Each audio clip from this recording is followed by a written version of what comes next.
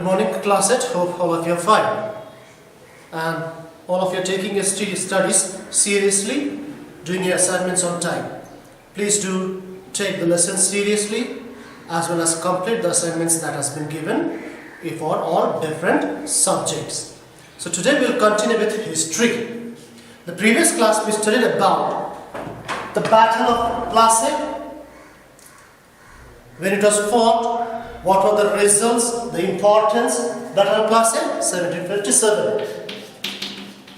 Then we saw the Battle of Buxar, how it was fought, between whom and all, in the 1764. What happened, how a conspiracy, everything was done for Battle of Plassey. Then how Mir Kazim wanted to become the Nawab, made a friendship with the Nawab of Oud, Sujauddaulah, Shah Alam II, fought with the British East India Company, where once again they finally lost. Today, after that, Robert Clive had signed, Robert Clive, the hero of Arcot, who after the Battle of Plassey had come back to Bengal as a governor. After that, what he called, Robert Clive came back to Bengal as a governor. He signed a treaty, or he made the Sujauddaulah.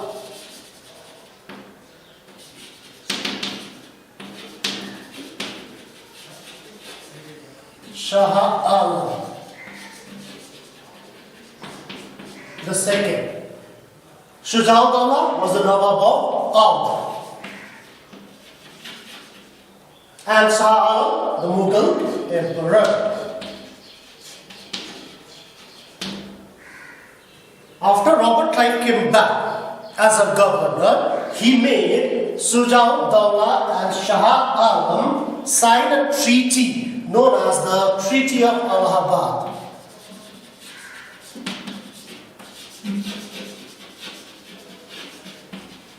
In the year 1765, was signed by Robert Clive with Sujauddaulah and Shah Alam II.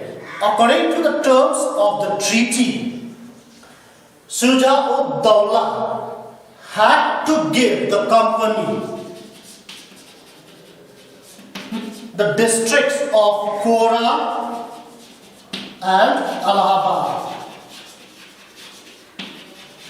though Oud was returned to Sujauddaulah. Keep this in mind. They were the allies of Mir Kazim, but they had lost the Battle of Buxar. So finally, the British East India Company was successful on taking over Oud. After the Treaty of Allahabad, Oud was returned to Sujauddaulah, but the districts of Kora and Allahabad, these very important districts, were taken away from the Nawab of Oud, Sujauddaulah. Added to that, Sujauddaulah had to pay 50 lakhs rupees as war indemnity.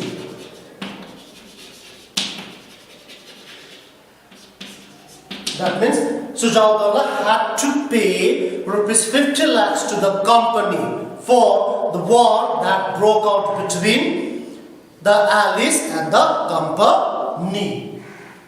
Now next we go to the Shah Alam. According to Treaty of Allahabad, the third one, the districts of Kora and Allahabad were given to the Mughal Emperor Shah Alam.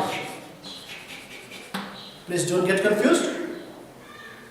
Robert Clive came back as a governor of Bengal, and he signed a treaty with Sujauddaulah, Nawab of Oud, and Shah Alam, the Mughal emperor.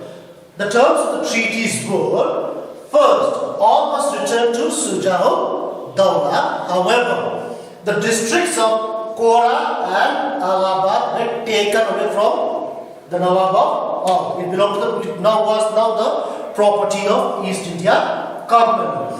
Added to that, Sujauddaulah had to pay 50 lakhs rupees as war indemnity to the British East India Company. Now, the two districts that is Ora and Allahabad, were given to Shah Alam. Was given to Shah Alam. And Shah Alam granted the company Diwani rights.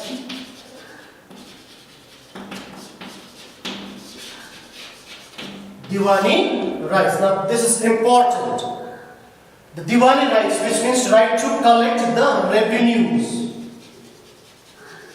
or taxes.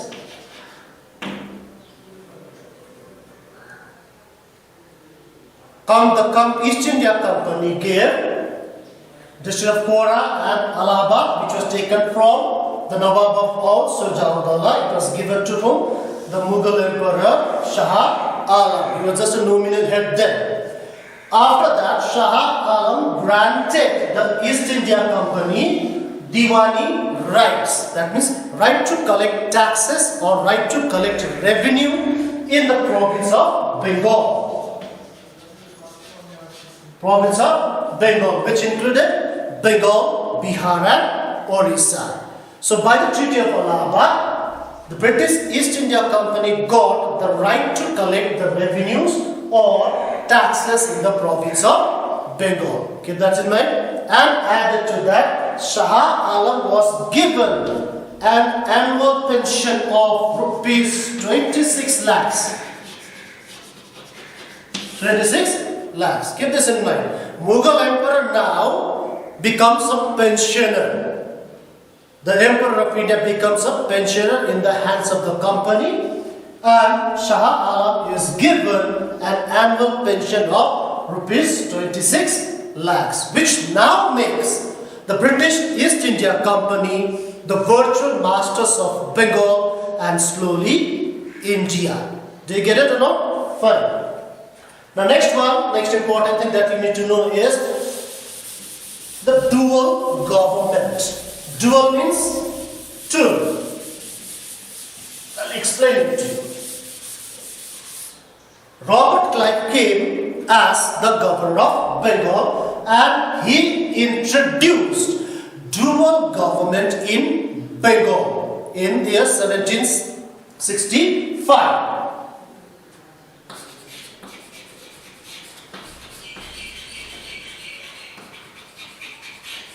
Dual government introduced by whom? Robert Clive.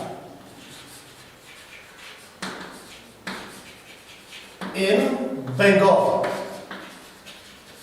Bengal here means the province of Bengal, Bengal, Bihar and Orissa.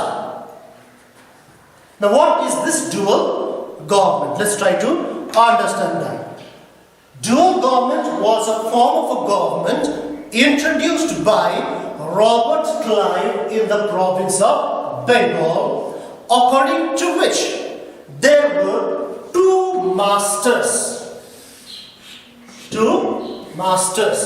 or there were two rulers in the province of Bengal. One was the Nawab and the other one was the British East India Company.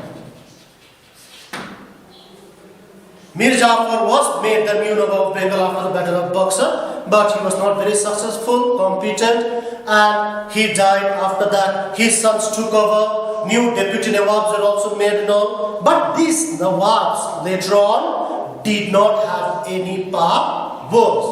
Why? Because a form of a government was introduced by Robert Clive in the province of Bengal in the year 1765 itself.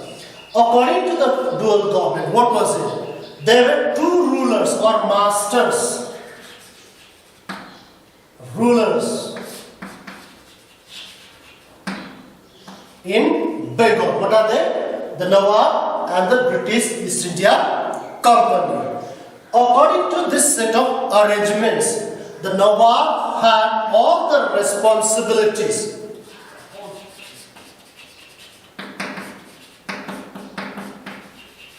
to look after the administration,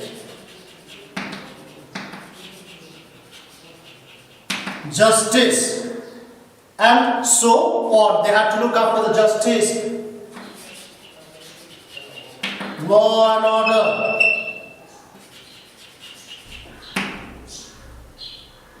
Pay attention, please. Dual government was a form of a government introduced by Robert Clive in the province of Bengal, according to which there were two masters in the province of Bengal. Who are the ones? The Nawab and the British East India Company. According to this arrangement, the Nawab of Bengal had all the responsibilities, the look after the administration in the province of Bengal, to look after justice, maintain law and order. That was the responsibility. That was the arrangement according to the dual government. On the other hand, the British in East India Company actually did not have any responsibilities.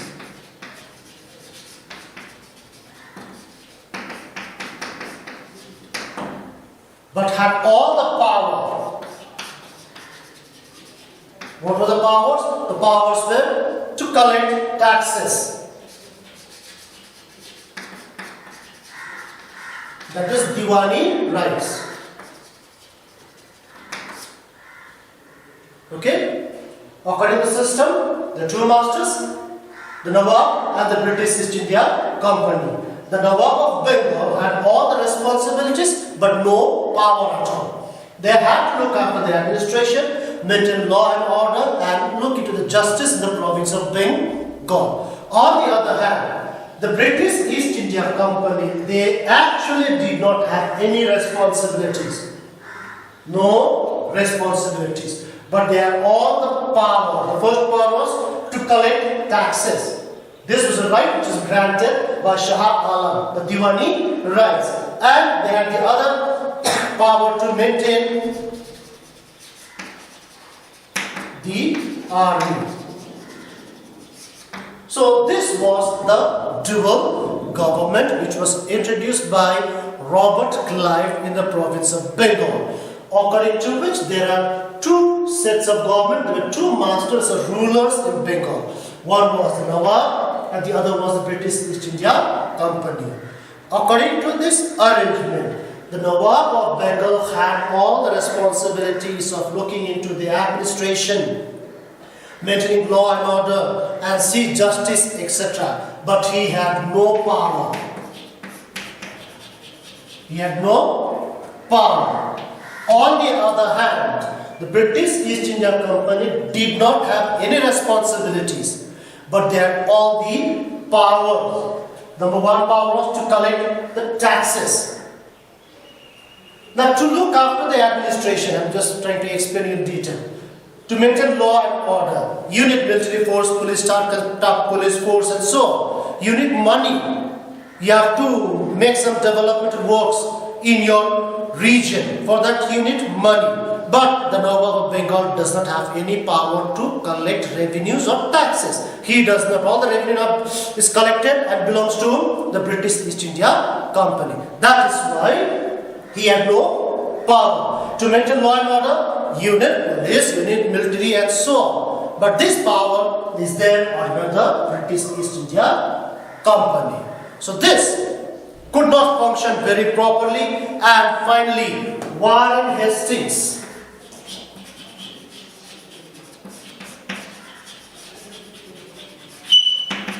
succeeds Robert Clive. Warren Hastings succeeds Robert Clive. He comes as a new governor of Bengal, and since this was not functional, dual government is abolished by him in the year 1772. It could not become functional, so it was abolished by Warren Hastings, who was a new governor of Bengal, who succeeded Robert Clive. Did you get it? What was the dual government? Who introduced it? Robert Clive. Where? In the province of Bengal. According to which there are two masters, the Nawab and the Company. Nawab had all the responsibilities but no power. On the other hand, the British East India Company had no responsibility but had all the powers. This could not become very functional or successful Therefore, Warren Hastings, who succeeds Robert Clive as the governor of Bengal, abolished it in the year 1772. So these are the ones that you need to know from this chapter. So finally we come to the end of the chapter. If you turn to the page number 71, I have given you some homeworks. Page 72, if you go to question number 9, 10, 11 and 12. Once again I repeat, the year page number 72, question number 9, 10, 11 and 12 are to be done by you all. Okay, and that's it for today. Stay safe, take care, study well and do your works at the same time.